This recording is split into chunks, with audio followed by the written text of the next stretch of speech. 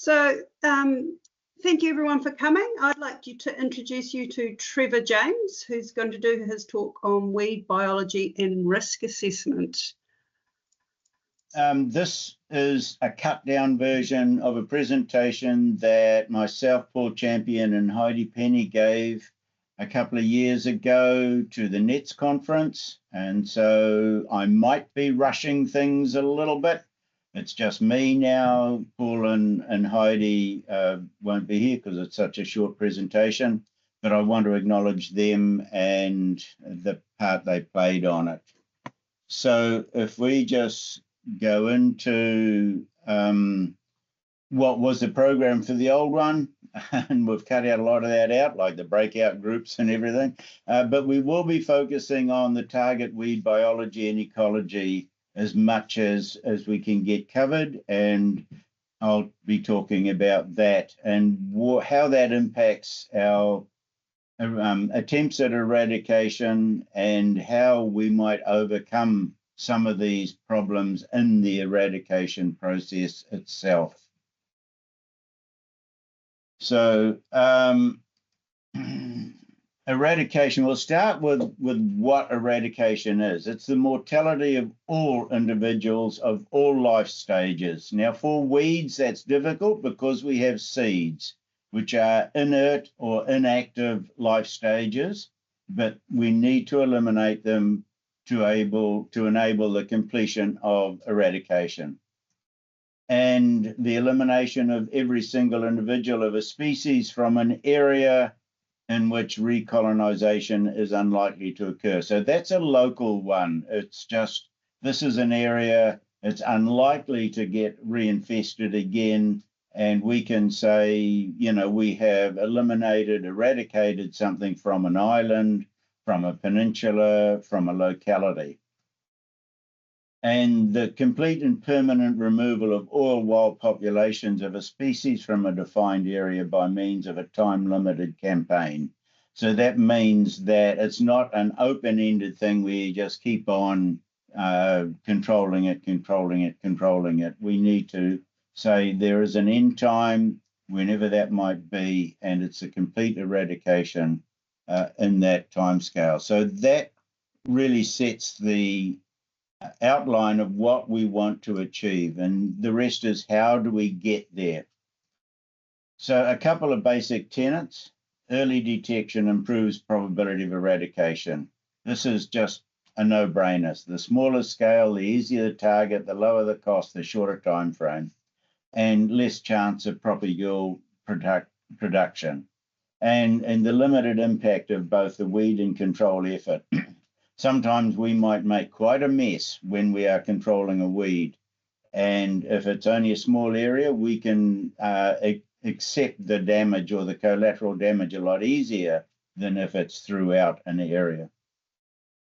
And timeliness is the essence. If you take too long to make up your mind that we're going to do it, usually we're further down the invasion curve, that little graph there to the right, and that gives us a lot of problems. So the big conundrum, balancing lack of evidence of how bad the weed is with the opportunity to act.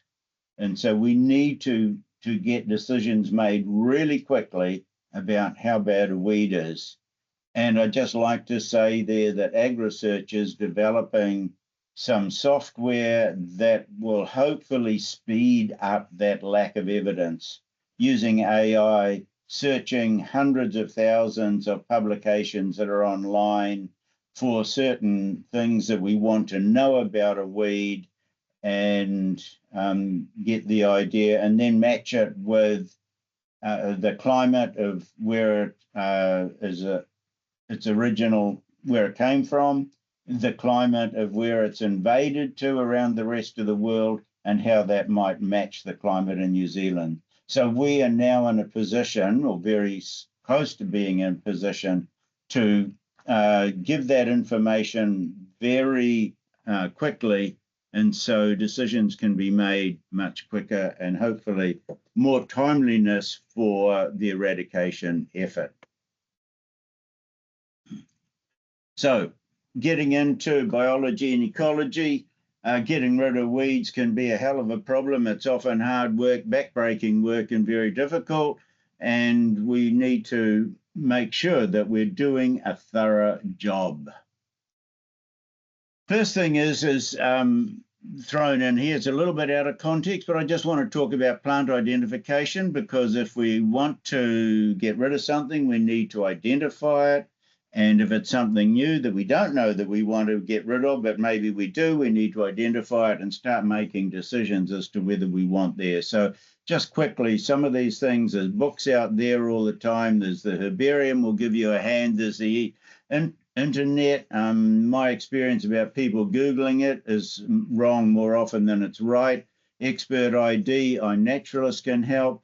And the one I like most is PlantNet, available on phone and computer. And it's right about 80% of the time, which isn't too bad. But the most important thing is to get your weed identified. So what can we learn from plant seeds? Plant seeds, as you know, come in a huge variety of sizes, designed for hooking on to things for dispersal, for blowing around in the wind for dispersal, even just moving away from the seed head by big wings and that, so that they don't germinate right underneath. They can be prickly, they can be soft, they can be hard. They can have appendages for drilling themselves into the soil and through skin and all sorts of things. So there's a whole lot of factors that affect their persistence as well. Climate, sugar, seed coat, enzymes, life cycle, size, family. However, there are some traits that are useful in predicting seed persistence, and this is probably the most critical thing in an eradication. If it is set seed, we need to know about how long that seed might persist in the environment where it has been set, and how long we might have to target it. So there's an interesting wasp up there, too small for a yellow-legged hornet. Just as an aside, we have had velvet leaf infestation in Hamilton here.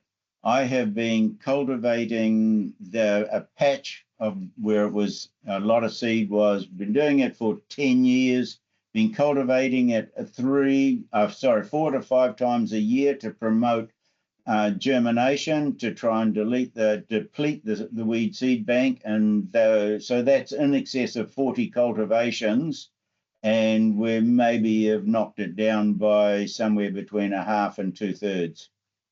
So, you know, if you're doing that on an annual basis, 40 years, go figure, no one's going to want to do that. So what do we got next?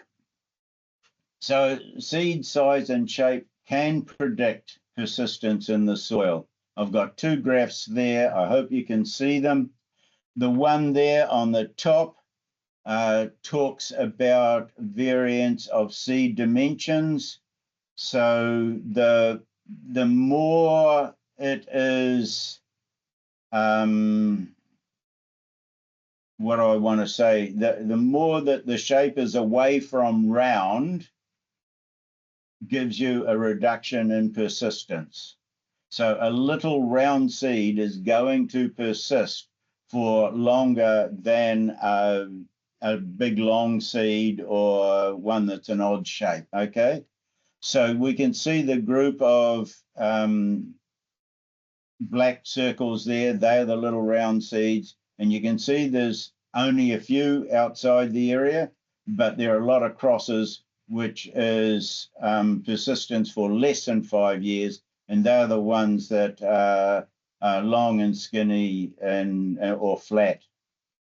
And so, and then the bottom one talks about the fruit size dimensions, and this is exactly the same thing. So large fruit tend to have short persistence, and so this is where something is born in a fruit. So examples include Italian arum up there, common ivy, Himalayan balsam, yarrow, greater knapweed, mouse-eared hawkweed, and hawkbit. They're going around clockwise in the circle there, and you can see they're either in big fruity seed heads, or the seed itself is of a very irregular size, long and narrow. So those are just some things. If we've got a weed we're trying to identify, that might give us some idea of whether we can expect it to be around for more than 5 years or less than 5 years. And then we can predict to a certain extent the longevity by aging. So we do this. This was developed by Kew Gardens, 45 degrees, 60% relative humidity. You put the seeds in and you take them out at set periods for between 1 and 125 days. We've done 2 there. I've just put there so we can see for Passiflora apitella, that's a batwing passion flower, is a lot more persistent than the Hedychium, the ginger, which is a big fleshy seed, and that sort of correlates to what I said beforehand. So the ginger's all gone and is in a much shorter time scale. So the other thing that does is the endosperm in a seed. So Fabaceae, that's all your clovers and lupins and gorse and things that have a reputation, broom, things that have a reputation for long persistence in the soil. This is because they don't have any endosperm, so that helps them to live for a long time. That's part of the chemistry of the seed. So other things that have an impact are burial depth. So plants that are buried closer to the surface or on the surface live for a much shorter time. So these are a trial that we had going for a long time. We ran it for 23 years, and so the big green bar is often an extrapolation by how much had disappeared. But the first thing you'll see there, ragwort, which fits in that category of a long skinny seed with a soft coat, doesn't persist for anywhere near as long as the harder coated ones, or ones that are thicker and more bulky. So Californian thistle, nodding thistle get into the persistent ones. Giant buttercup, which you can see is quite flat and therefore a lot of exposure to the seed coat and not a lot of guts in it. And Scotch thistle is another long persistence one. So shape and seed coat have a lot of impact on that. And then soil type also can have a lot of impact. So all the seeds we tested for much more persistent in the sandy soil than in a clay soil. I put this down to clay soils. The property of a clay is that when it wets and dries, it expands and shrinks. It expands and shrinks. This can have an effect on the seed coat and abrade it. It's moving a lot and abrades the seed coat with all that movement and cracking and wetting and drying. Once a seed coat is abraded, it either it imbibes water, and then it has 2 options: it can live or it can die. If it can't get up and get its cotyledons out and start to live, it'll rot once that seed coat is abraded or broken. And so once again, we got that short-lived ragwort, but in the sandy soil, much greater persistence for these hard-coated weeds, which weren't abraded by the soil. Seed color, so dark seeds will persist for longer than light-colored seeds. That's just a general one. The real depiction of that is prosome millet. Panicum miliaceum, which is a crop, a seed crop, and widespread as a seed in the northern hemisphere, a small cereal. And then we have wild proso millet, which is exactly the same species, but causes problems because it developed a black seed coat. And whereas proso millet, it's a crop, it germinates all in the first year generally. Wild proso millet with that black seed coat will persist for at least 3 to 5 years, depending on the soil type. We did that as a trial in 8 locations. So just really in summary, or to sum it all up, spherical seeds are likely to have a greater persistence than elongated seeds.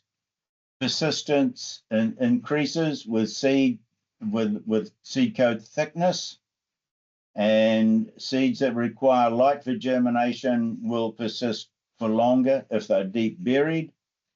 And seeds with attributes for water dispersal are sometimes short-lived because they expect to be dispersed by water and stay in water, and they don't have a long life. Unfortunately, of course, there are always exceptions to these rules. So take these rules with inverted commas. Please don't quote me. It's a guideline that will need to be verified or worked on, but it gives us some idea of what we're dealing with. We can make probably some sort of decisions on the basis of this fairly quickly. Dispersal of propagules. This is the risk of a weed reinvasion. So if we're going for elimination, eradication from a small location, what is the risk of weed reinvasion? And so we need to know other sources and the dispersal mechanisms, pathway analysis. We need to carry that out and look at how it might happen, and block potential reinvasion pathways. And my story here is that Bay of Plenty Regional Council was making a really cracker job of getting rid of Nugura burr. But Nugura burr has a big burr seed, but it also floats well in water. They had a rearrangement of their staff, and in that, jobs weren't passed on. And for 1 year, they didn't control Nugura burr on the one site that it was present in Bay of Plenty. That year they had a flood, it flooded that site, and the next year Nugura burr came up in 16 different sites around that, spread as more than a kilometre away. So we just have to be aware of what the dispersal mechanisms are and make sure that we manage them if we are wanting to keep the weed out. Of course, if it's a wind-blown seed, that's nearly impossible. So know the beast we're working with. So we need to know the nearest sources of the target weed. We have to do delimiting surveys, surveillance of potential habitats, and some ones are not always in the typical habitat. That fence line is, it was in my head a little while ago, purple loosestrife, and it normally grows in water. And here it is quite happily growing along the fence of somebody's garden. So it's not in its natural habitat. iNaturalist gets better and better, and along with GBIF, for finding out where infestations sometimes are, but check with neighbouring regions as well. Dispersal of the propagules. This is the other way. How might they be dispersed? Seeds, spores, fruit, bulbils, plantlets, gemmae, stem fragments, stolons, rhizomes. These are all ways that different weeds used for getting dispersed. They might fly around,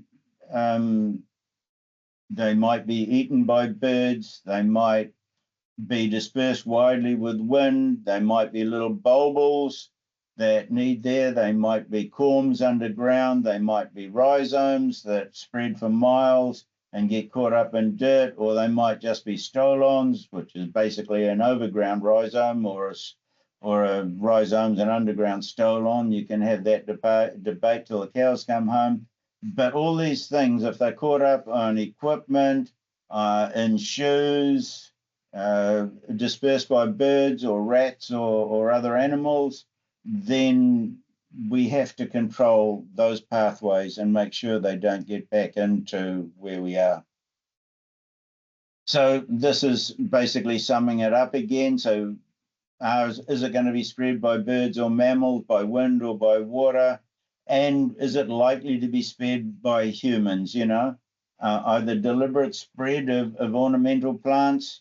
And I have to cover my face here, and my mother was a great one for selling unwanted organisms in the bazaar in Coromandel until I told her, Mum, you've got to stop, Mum, you've got to stop. Fortunately, she listened to me, but, sometimes that can be a real bad way of getting weeds around. So markets in that can be a good place for unwanted organisms, unwanted plants to be spread around, but also contaminated seed, contaminated gravel. This is great for horsetail around the Manawatu. It got spread everywhere, comes up all along the sides of the roads. I was driving over the Taupo Napier Highway once, and I thought, oh, what's that Californian stinkweed doing all on the side of the road? And then I realized that they'd mined the rivers in Bay of Plenty where it is, the sort of habitat that it is. They'd mined it, they'd put it through the crusher, but still the seed had come up and was part of the road reconstruction on the Taupo Napier Highway, and it was coming up all outside the tar seal. So, and yeah, garden waste dumping is another prime one. You would all know about that, about the dispersal of weeds. So these are all things that need to be controlled in an eradication process. So your pathway analysis talks about proximity of the source, how likely is it to get a move a long distance. Propagule pressure, that's how many seeds are there that might move. Is it just a few? Is it a small infestation? Is it quite large? Grown as a garden plant? Is it a network of roads, rails, waterways? Is it on the roadside, in other words, because it'll be spread by mowers and machinery and even vehicles and that drive past? And disturbance, are there developments going on? Is a farmer cutting a track? Is someone building a house? What are they doing?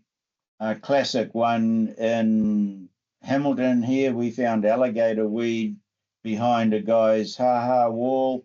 And he said, well, I've just noticed the alligator weed, but the wall was built 15 years ago. And that's the only time that alligator weed could have been moved there.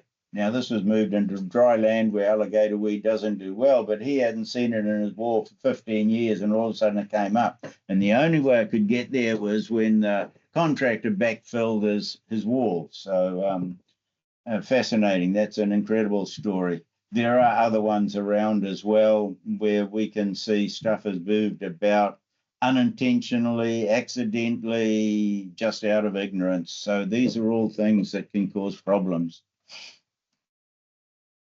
So we need to block potential invasion pathways. So unwanted organism status and powers under the Biosecurity Act are the two main ways, but sometimes these people don't want to act because it binds them to certain things that they have to do. And if that is impossible, like trying to stop windborne seed and that, then they are really loath to want to do it. I was at a workshop up in Northland just a few weeks ago when we're talking about the new weed up there, Madagascar ragwort, and MPI didn't want to touch it with a barge pole. And I can understand why. It's just that what would be involved in trying to stop the windborne seed from getting around everywhere is just horrific. So, but yeah, ban from propagation, sale and distribution is the main one. We can have restricted place provisions and we can stop it going from region to region, but that starts to get pretty expensive. And anybody that works for council will know some of those problems. So I think I saw Michael Beach there. You're lined up. So yeah, that's true, isn't it, Michael? Yeah, certainly is, Trevor. So surveillance then, you know, can be targeted towards the pathway. So where is it likely to form? So when we were looking at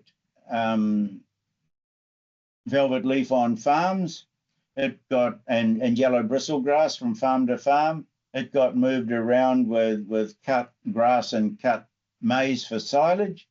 And so I said to farmers, look, the first place you need to look is around your silage pit.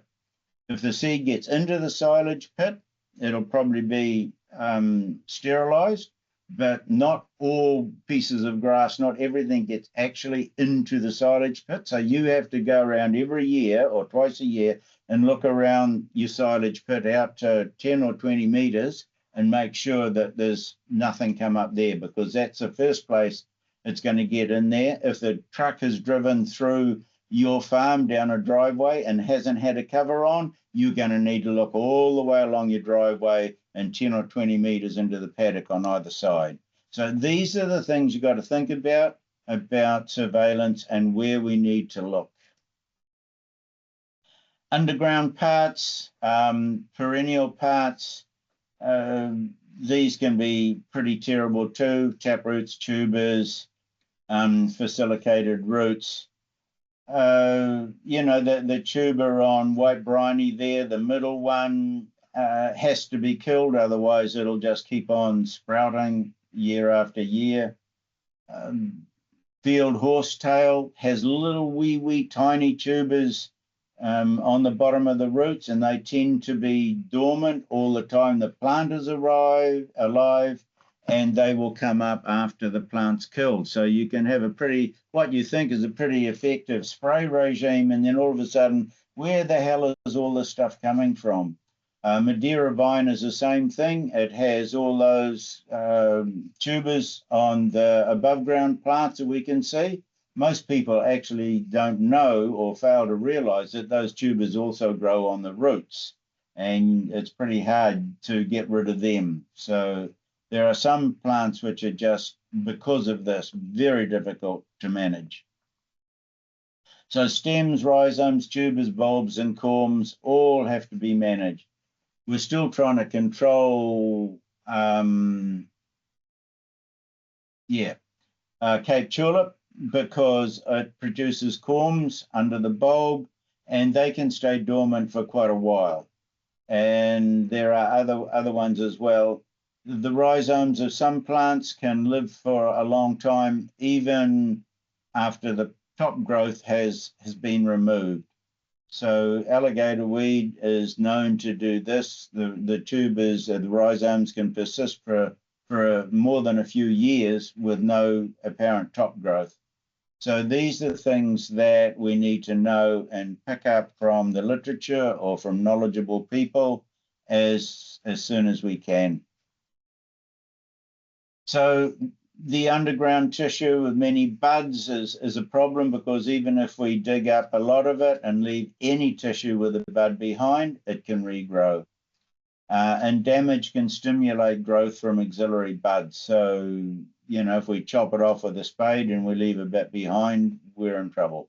And longevity ranges from 1 year. So Californian thistle replaces its extensive underground rhizomes every year.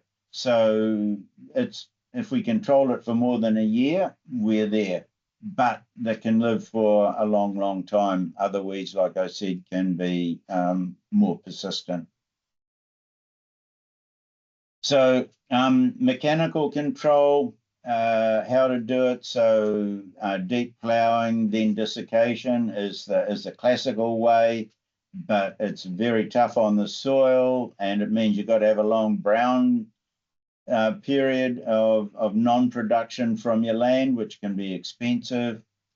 We can do herbicide. Some things translocate to underground parts better than others, but we have issues with waterlogged soils and that sort of thing.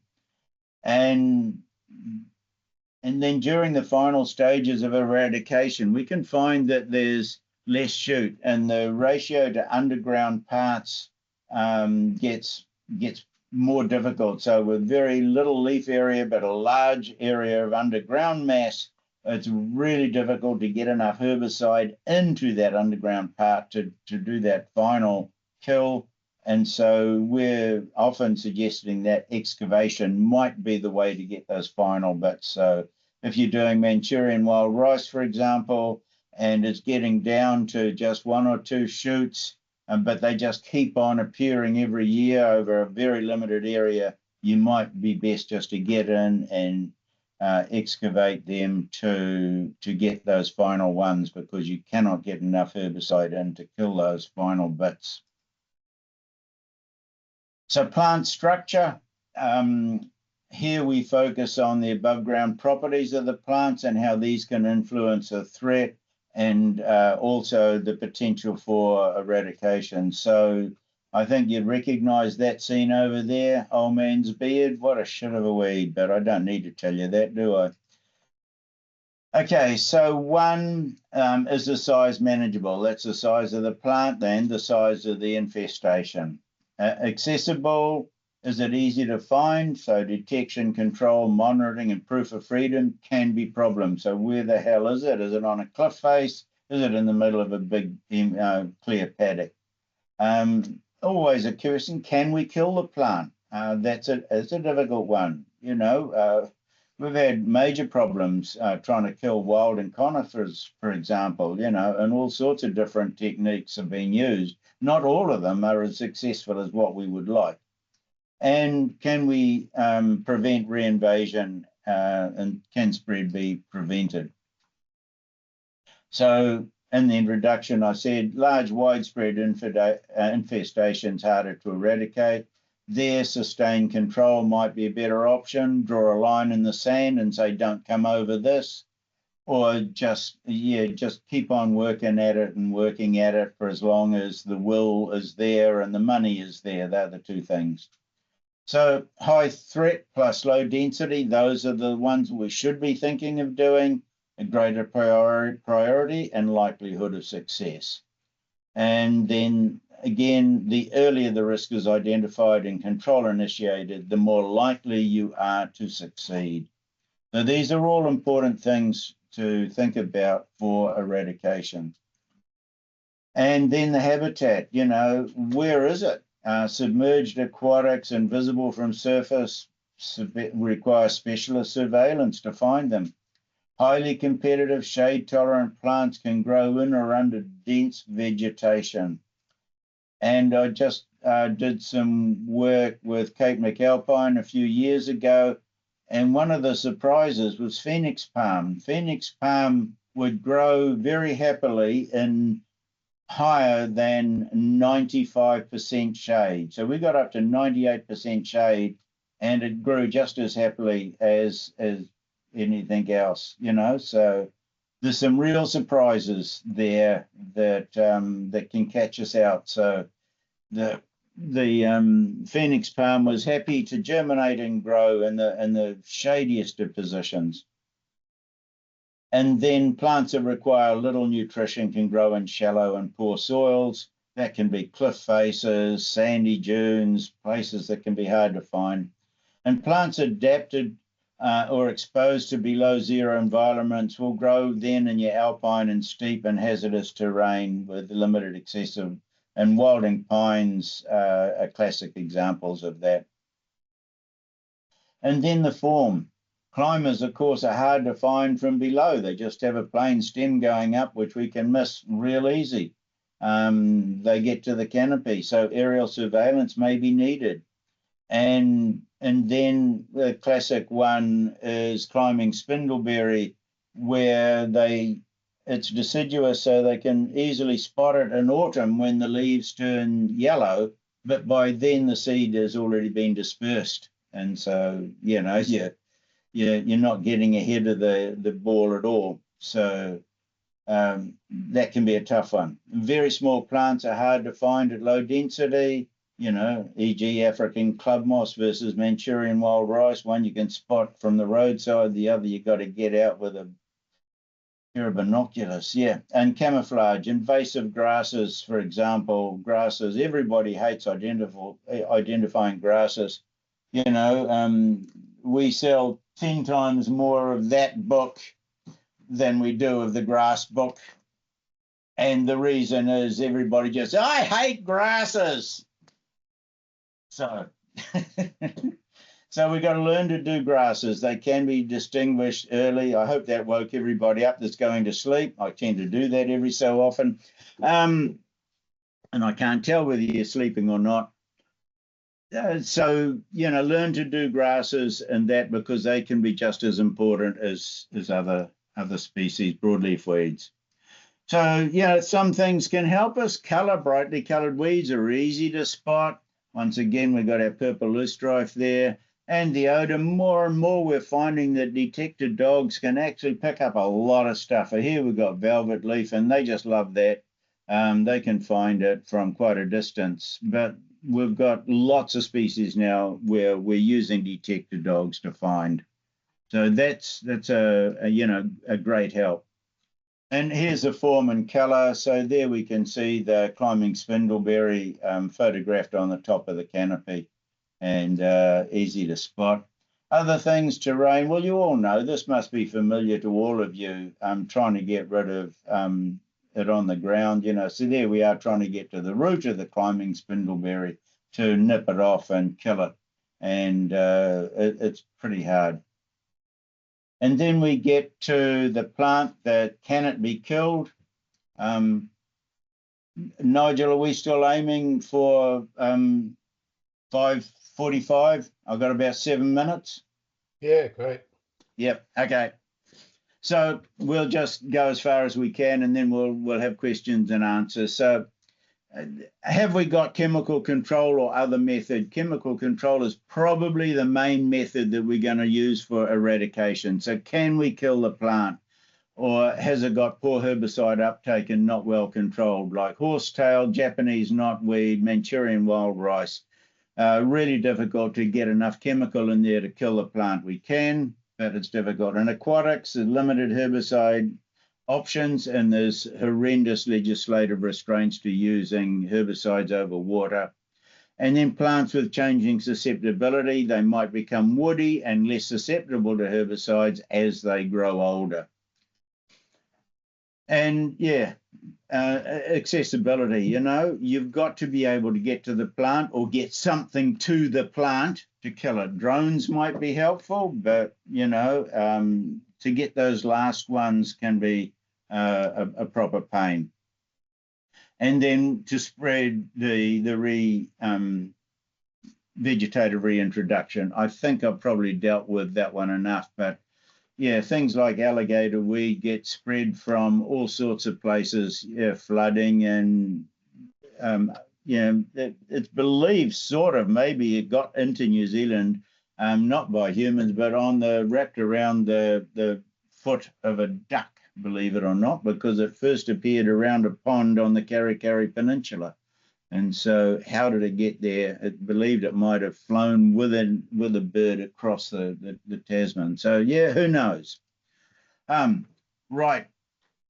So just want to talk about, in these last 5 minutes, eradication components of the program. So we've got to think about logistics, we've got to think about resources, we've got to think about expertise.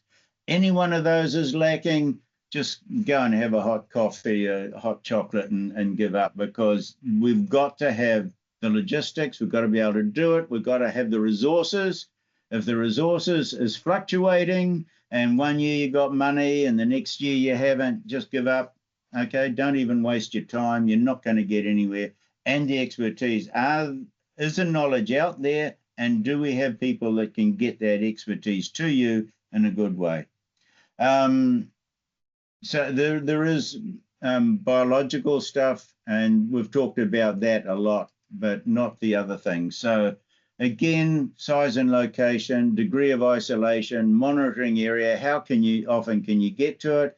A classic one there is the sea spurge. which is washed over from southern Australia, where it is absolutely everywhere.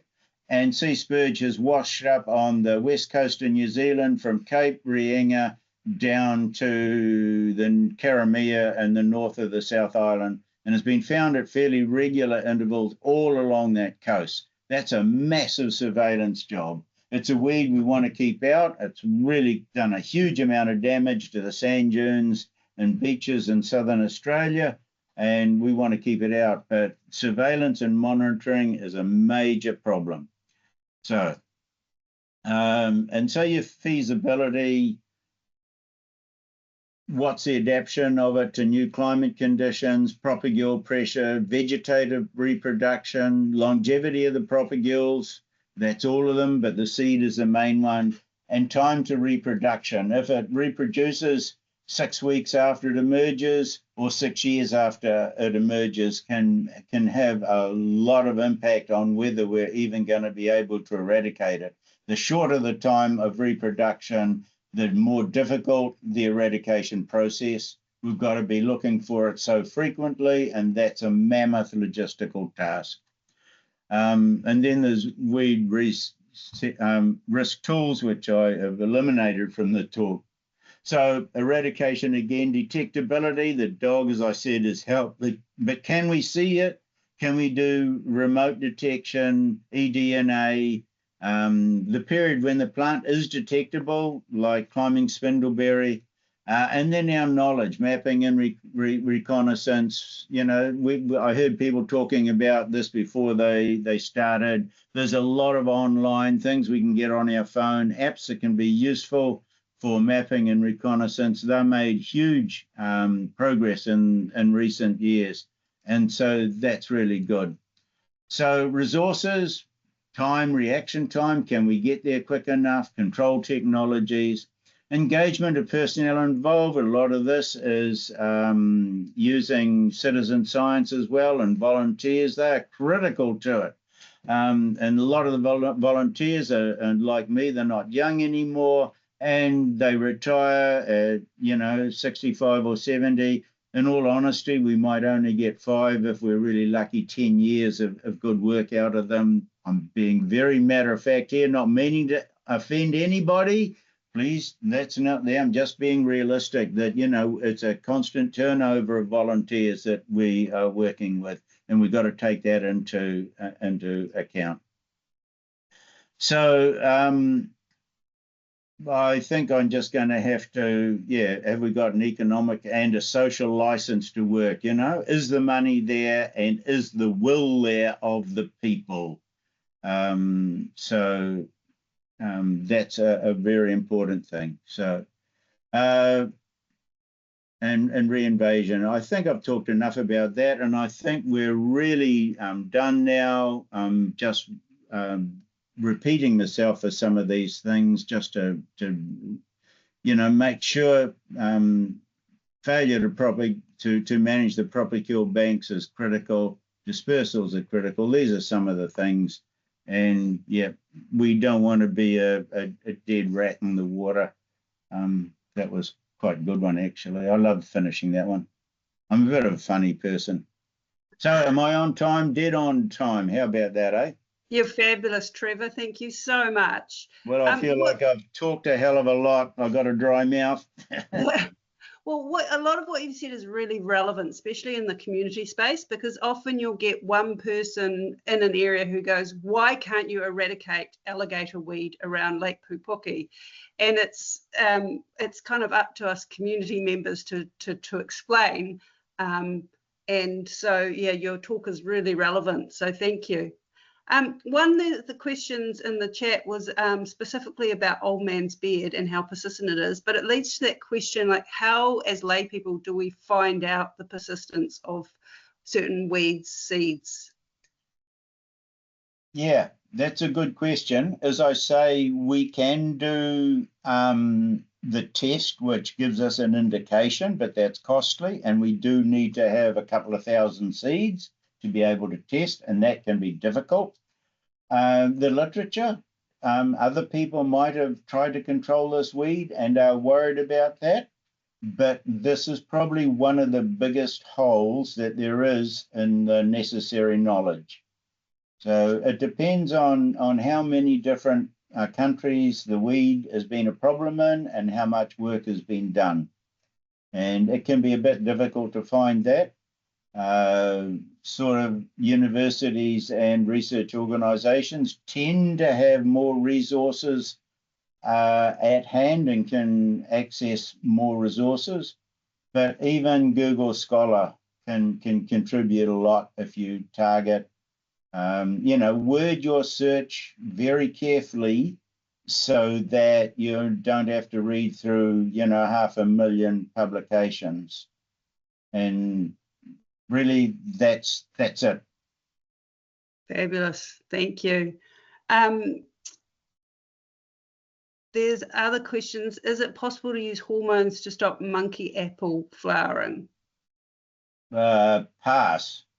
I might know a fair bit, but I am not even going to attempt to answer that one. I'm very sorry.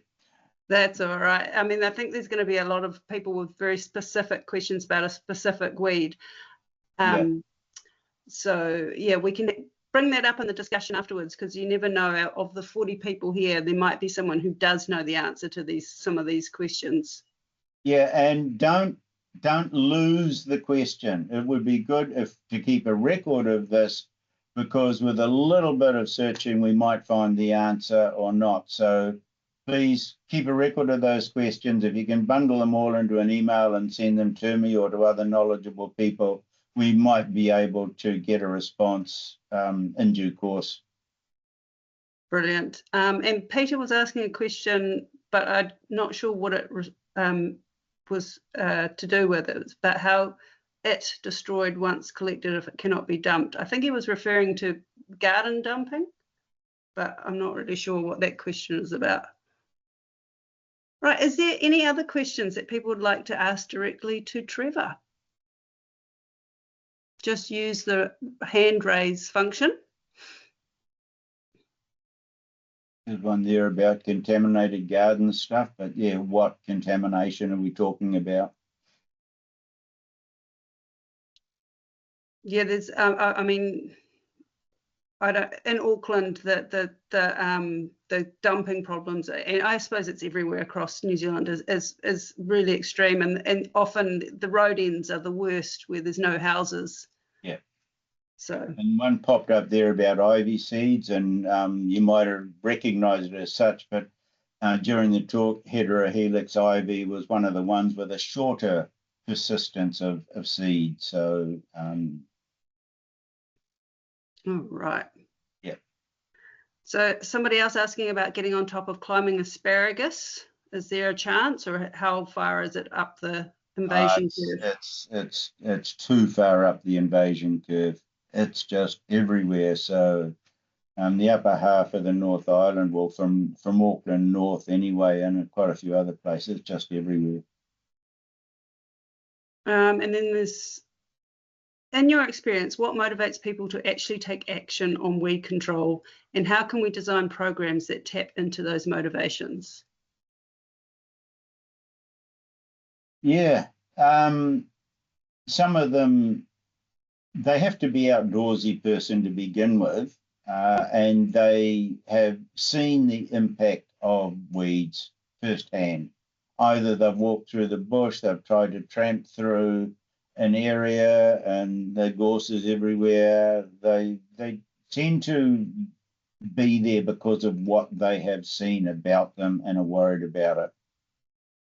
But there might be other experience as well, and people might have other reasons of why they might want to do it. There is a question about new species that are naturalizing or likely to naturalize. I'm guessing the answer is there's so many that it would be hard to name. I did mention that we are developing this facility.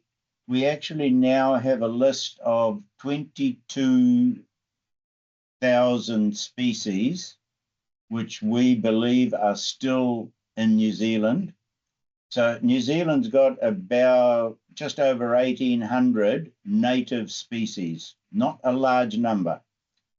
We already have more than 2,000 naturalized introduced species, aka weeds. So that's already outnumbers the native species in New Zealand.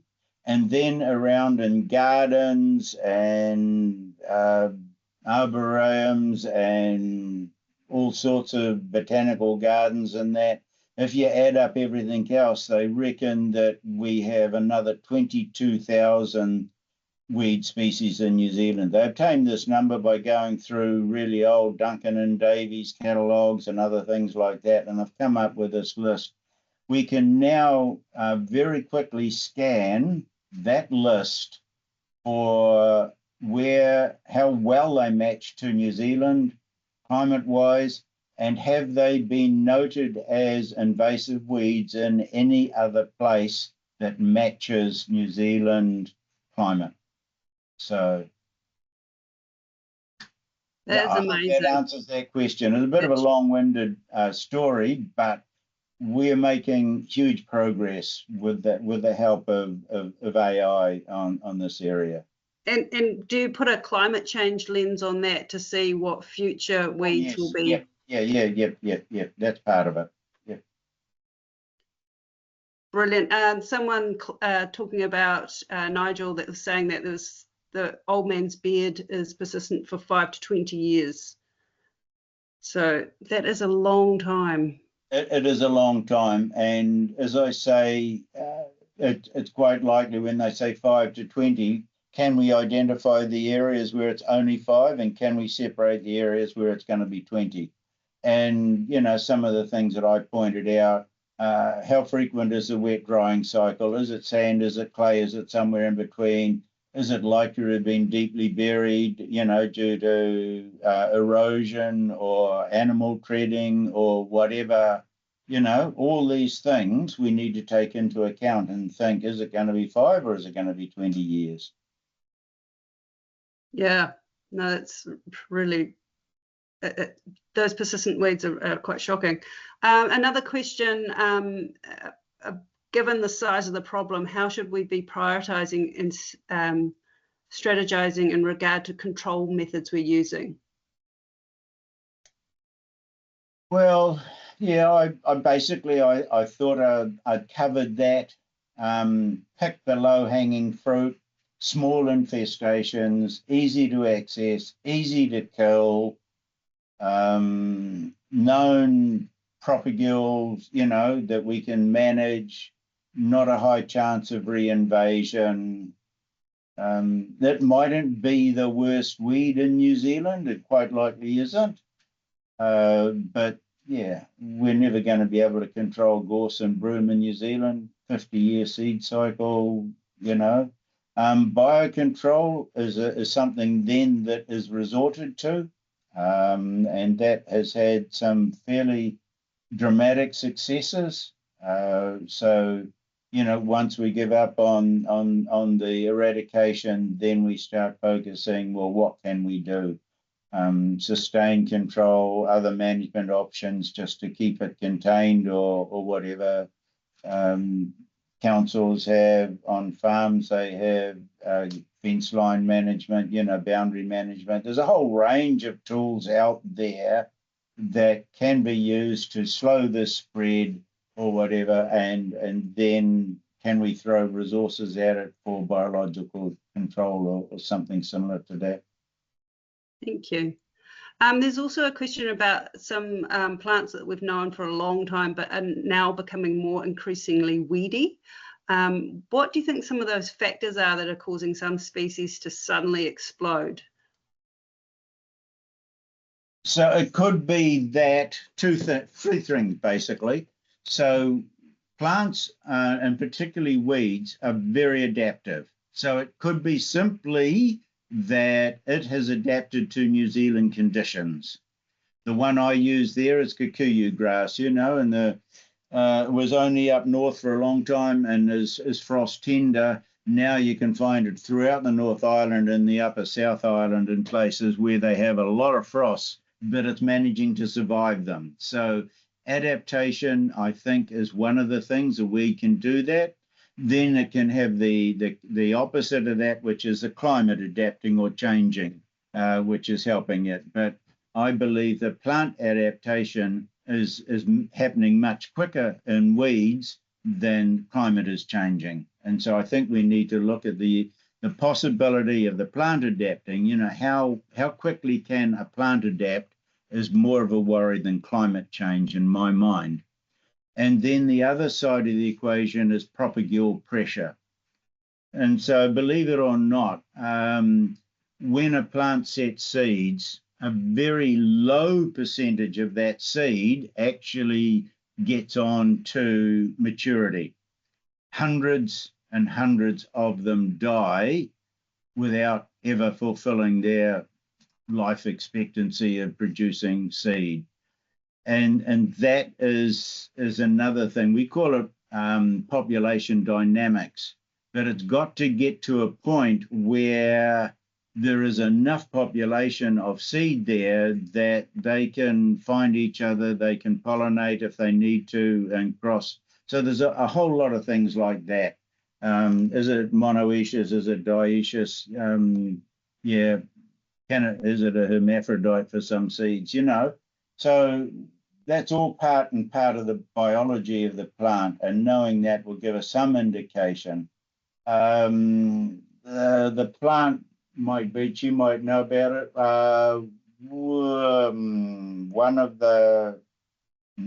There's a plant in New Zealand, a tree that was introduced 100 years ago, but only females were introduced.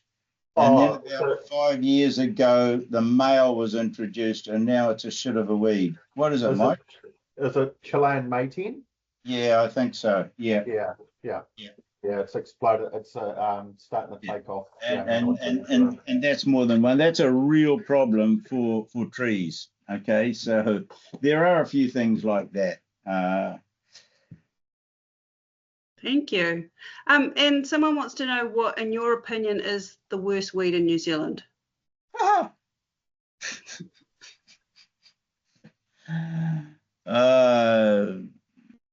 In terms of difficult to control, impact, and